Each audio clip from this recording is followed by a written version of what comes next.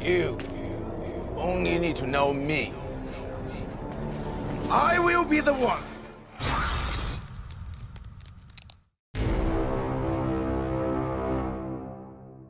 So the other day, or whenever this comment was left by a subscriber who said they saw this on Twitter and wanted my thoughts, but the other day a subscriber left a comment for me asking what I think about the following SBS, and whether Oda was referring to Imu-sama, alluding to Imu as Shanks' mother.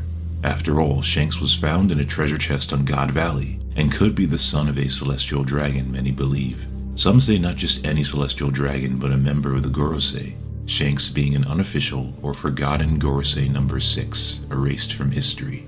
An idea that has been popularized by 3 Skull Joe on Twitter, or Shanks as a descendant of a Gorosei member, if there was a Gorosei member living on God Valley, would be really crazy.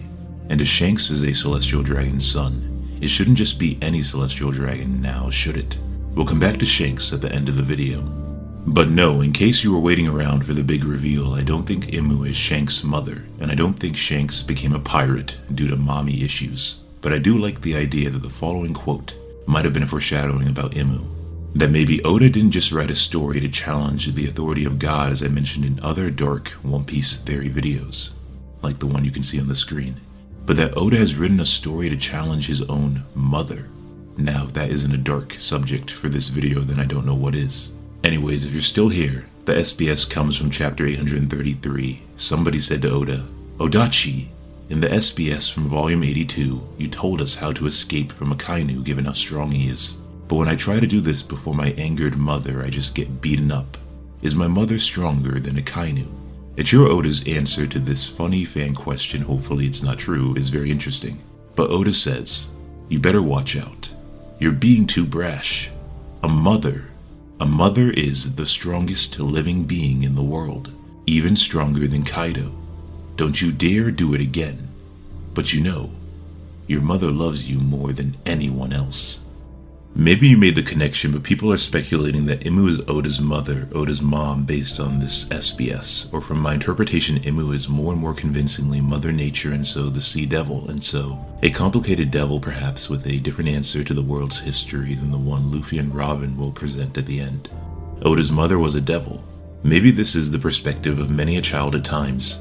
But seriously, Imu appears to be caring and loving given those butterflies in the garden, a caretaker, but clearly simultaneously destructive.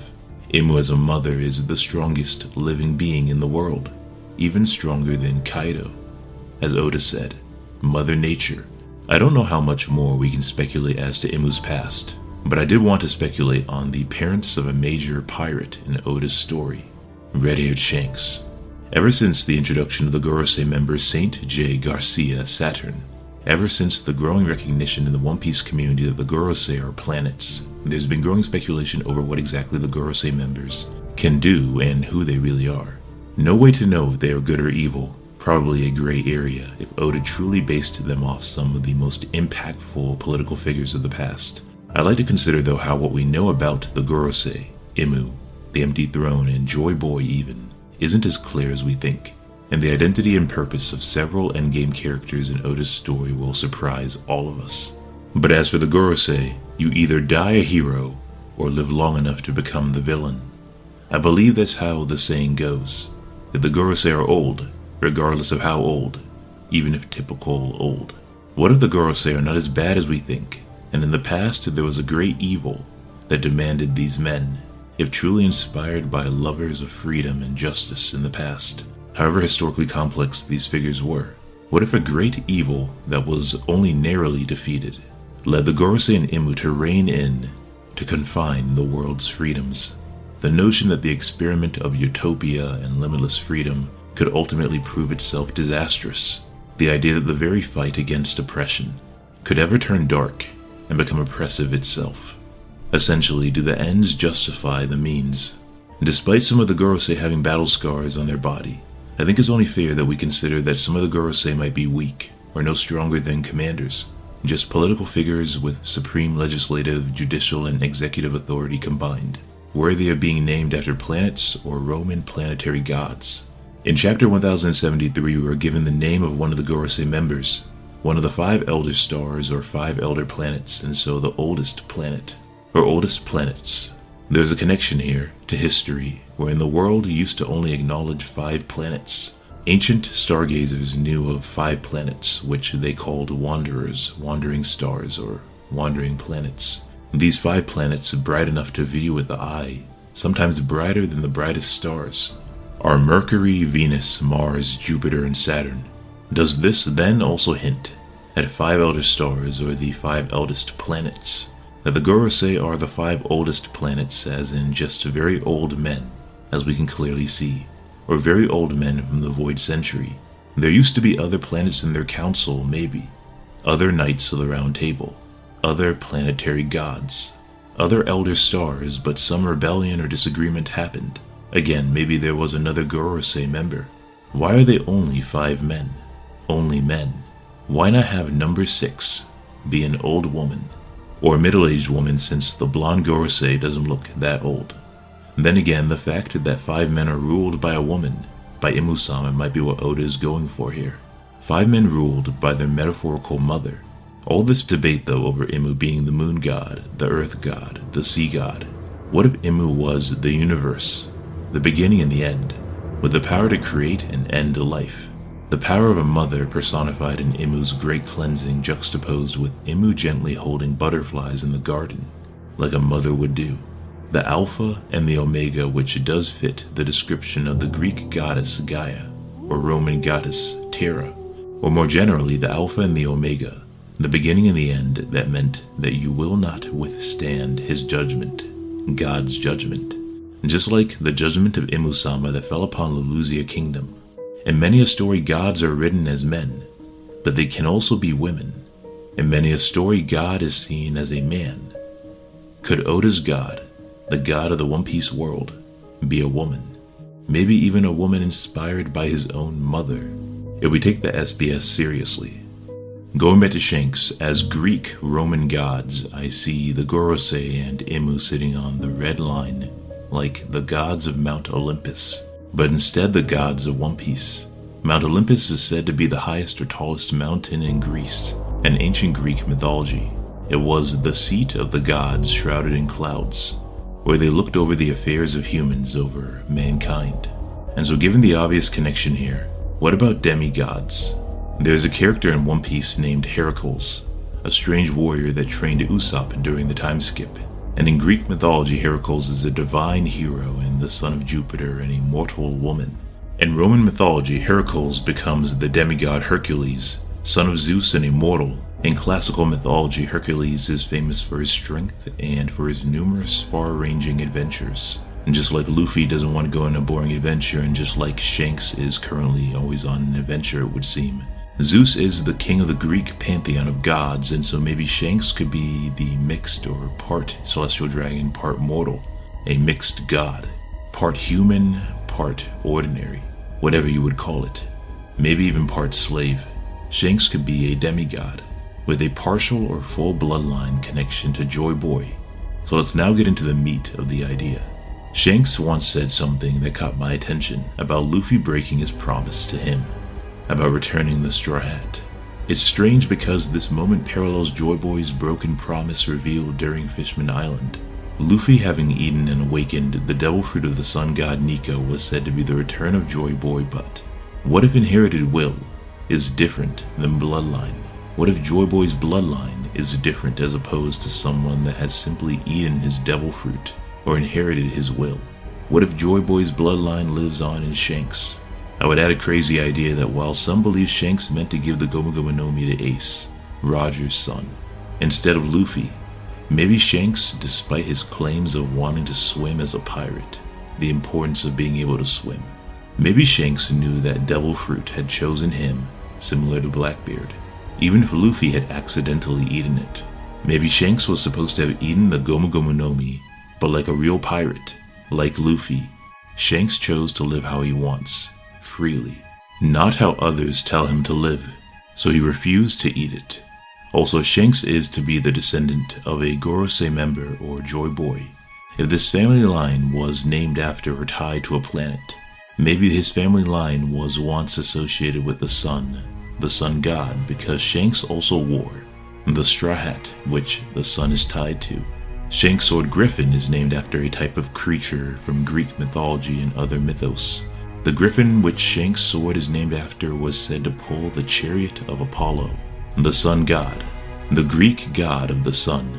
Shanks then could be the griffin, guiding the chariot of sun god Luffy, directing his path and looking over him. And just like Shanks came to Wano to scare off Green Bull, or Shanks could be descended from the bloodline of the sun god himself, Joy Boy.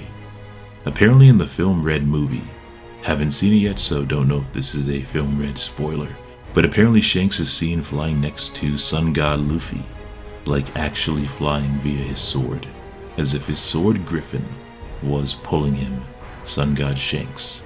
Or he could just be jumping, who knows. But there's a brief clip on the screen for those of you that want to see what I'm referring to. But Shanks possibly being a descendant of Joy Boy instead of a Gorosei member. Let's talk about some characteristics that suggest Shanks is more than just some ordinary person. For example, where he was found, in a treasure chest on God Valley.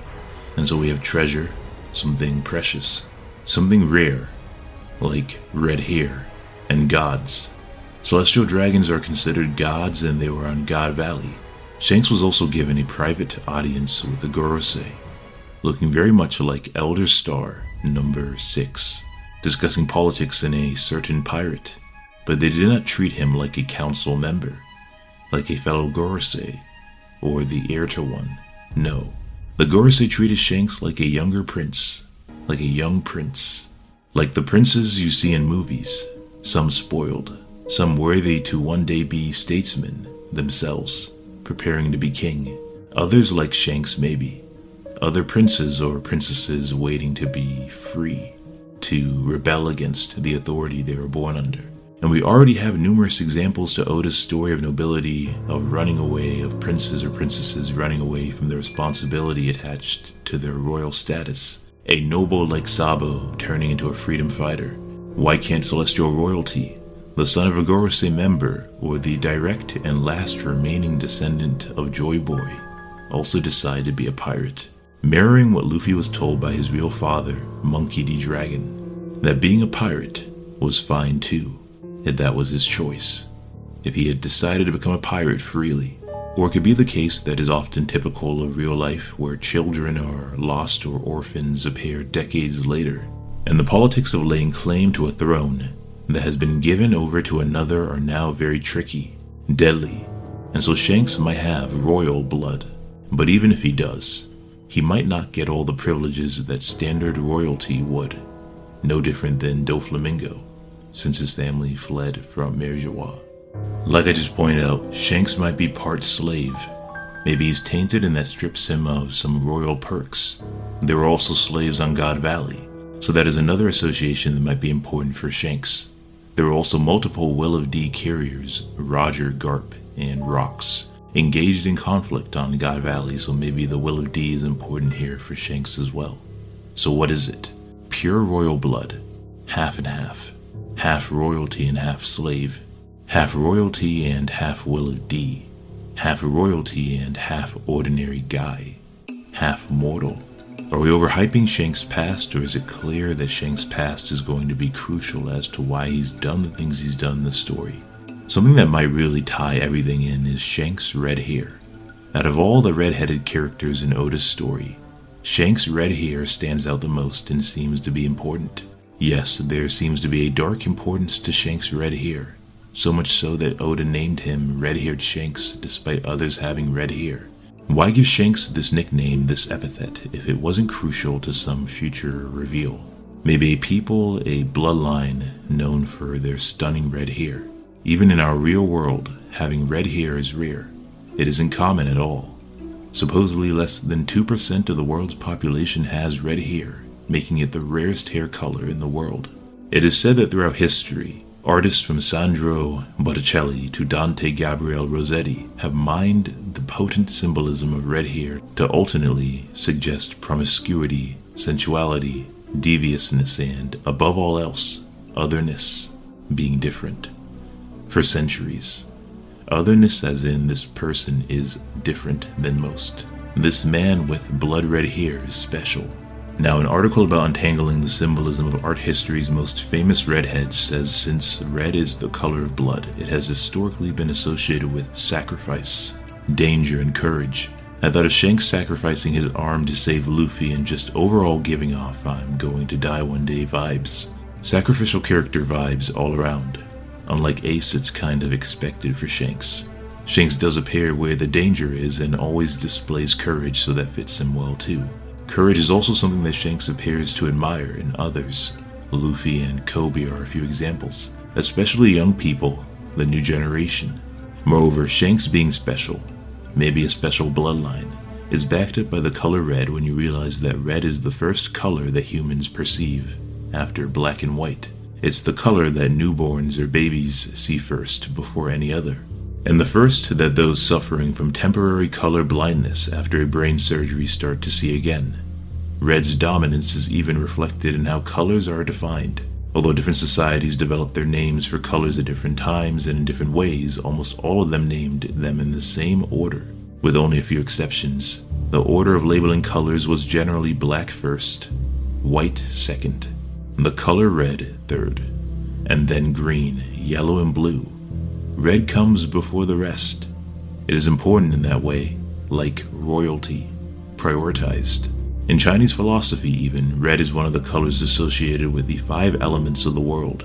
Red for fire, black for water, which is curious because, or given Blackbeard's Yami Yami no Mi power of darkness, he uses water words, like whirlpool or vortex and black water, whereas Shanks appears to somehow have a fire sword, or fire elemental haki like Luffy, who is also associated with the color red, by the way.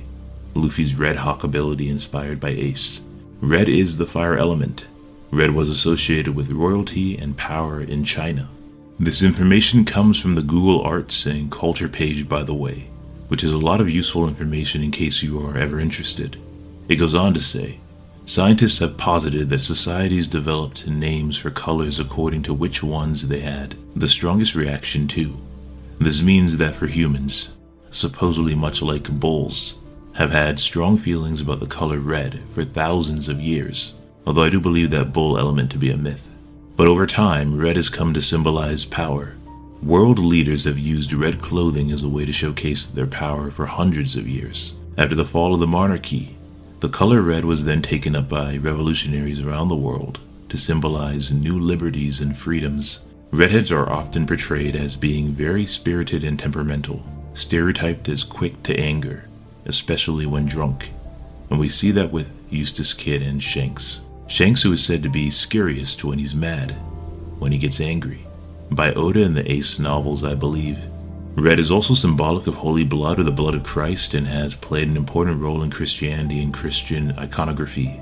Adopting the color red was a way for kings in the Middle Ages to show their God-given right to rule. Red became the color of regal majesty and power. Maybe Shanks is a blend of freedom and power then. Someone that should not exist. A blend of two competing forces. Freedom and power. Freedom and totalitarianism. Kings and slaves. Gods and devils. Which takes us to another idea. The satanic influences teased in Oda's story might continue with Akagami no Shanks. And so we have the stereotype of temperamental, quick-to-anger redheads that are seen as red-headed devils, or rather, red-haired devil is what people would call redheads or gingers. People used to say gingers or redheads, or those with red hair, have no souls, which is of course not true. Then again, how would I know? Do I have a soul? I believe I do. Anyways, scholarly articles have been written on red hair and the devil. What really stood out to me was an article titled, "The Devil Has Red Hair, and so do other dissemblers in ancient discourses." What this title is implying or says is that liars or untrustworthy people were wrongly associated with having red hair. People used to believe that red hair belonged to the great deceiver, the devil. The origin of the historical Western and Eastern distrust of red hair began long before the Romans encountered the Gothic, is what is said. The Judeo-Christian understanding, as reflected in both the Old and New Testaments, is that all red-haired creatures, human and non-human, are bad, good-for-nothing villains, beginning with Satan and his league of demons. The Bible has often described Satan as having red hair like a goat, and as such has been the Judeo-Christian basis of associating red hair with wickedness, deception, and rogues. Shanks recently announced that he's going after the One Piece and seems to do just about whatever he wants, and again, Luffy wears red too, and his ship, the Going Merry, had a goat or a sheep or a lamb, which is a relative of a goat, so more devil connections. But going back to the color red, there is the serpent soaked in red blood, teased by the giants of Elbaf, Dory, and Brogy.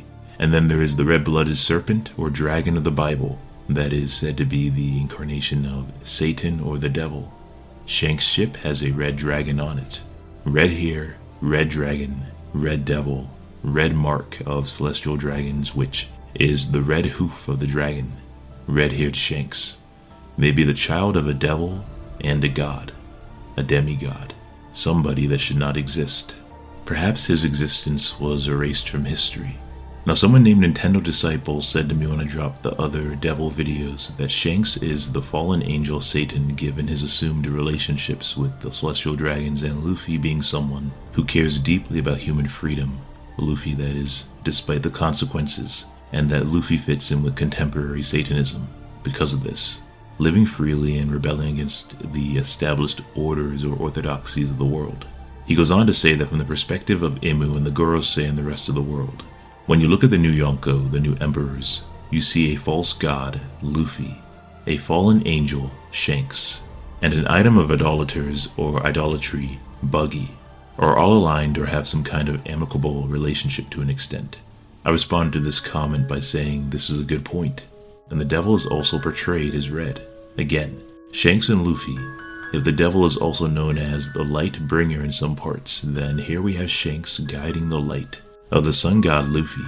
Mind you, sun god, light bringer, the devil was said to be a light bringer, and so Shanks. But this is also mind-blowing, since the Bible describes Adam as having been formed out of clay, and his name translates as red. The assumption is that the first man ever had red hair. Since Eve was formed from Adam's rib, then she too must have had red hair. Before Eve, though, Jewish legend has Adam coupled with another red-haired woman from the first family. The chapter moves to Cain with his red hair and then another. The most notorious biblical character depicted in paintings as red-headed is Judas Iscariot. Judas Iscariot, or Iscariot, was a disciple and one of the original 12 apostles of Jesus Christ. According to the Gospel, Judas betrayed Jesus. Could there have been a red-headed member of the Gorosei that betrayed the others, including God Imu? Would Shanks then be a descendant of the One Piece Judas of the Gorosei? Or going back to the Bible and Adam having been formed out of clay and the name Adam supposedly translating to red, and the assumption that the first man ever had red hair. Could Joy Boy have had red hair? Could Joy Boy have been a red-headed boy? Could Shanks be descended from Joy Boy's lineage? Or is he descended from another equally important one? Was Shanks a treasure found on God Valley because Shanks was the ultimate prize? The red serpent, dragon or devil soaked in blood. The giants of Elbaf mention this, and Elbaf is where Eustace Kid, red-haired Eustace, has currently arrived. Elbaf might involve Shanks, who has past conflict with Eustace Kid. Red is associated with war.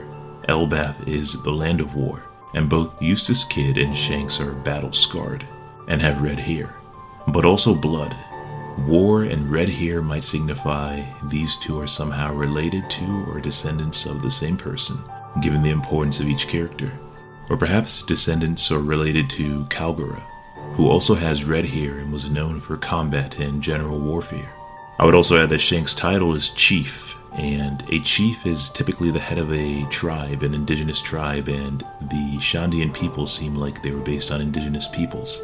But also maybe since red hair was seen as demonic or devilish, Shanks, since he was found in a treasure chest on God Valley, might be the son of one of the characters tied to that island. A red-headed celestial dragon, a red-headed slave, or a character that would be considered a devil, a red-headed devil. Maybe just as Shanks' adopted father can rightfully be considered Roger, and Roger was considered a devil as were his children, such as Porcus Dias. Maybe Shanks is considered a devil and is the descendant of Rox Dizabek, who, like Roger and as Roger's first and greatest adversary, Rox might have been considered a devil as a Will of D carrier, and so Zebek's son, if it was Shanks, might have been considered a devil as well. But why would Rock's son be respected by the Gorosei? Could there not be a better answer? Could there not be a better answer than Shanks having the Will of D? After all, royalty begets respect from other royalty at times. Maybe that's where we should look. And so given everything we learned about the color red, power and royalty stand out to me. A precious treasure stolen, lost or discovered on God Valley. A treasure chest in God Valley, a land where gods likely lived. Maybe where Shanks was born. Is Shanks royalty? Is Shanks of noble blood, or the noblest of bloodlines, the most royal, a descendant of the true king, Joy Boy? Or is he also a Gorosei member? At the very least, some bloodline that has real claim to the empty throne. That Imu is just a placeholder and that seat belongs to Akagami, to Red Hair Shanks. The most noteworthy red object, after all, in One Piece is the Red Line, where the former gods of Merijawa were defeated. Is it possible that Shanks is from a special lineage of people we don't yet know about, just as a special family was introduced in the One Piece film Red movie? Could Shanks be descended from another family, an erased family, and so, an erased history? Was Shanks' family cleansed from history, in a battle and an outcome that was very red, the blood that soaked the ground, thereafter signifying a struggle over royal power? Could Shanks be the direct descendant of Joy Boy's bloodline? Imagine Shanks not having the Will of D, but instead the blood of the man, who that will might be tied to, who that will might belong to. The blood of that man, Joy Boy or a celestial dragon, flowing in his veins, giving him his signature red hair. But as usual, we will have to wait and see. And don't forget to like the video, comment your thoughts below, share this with your friends, and subscribe. Also click the notification bell. And if you have a Twitter, feel free to give me a follow in there as well. As always, there is more to come. Until next time.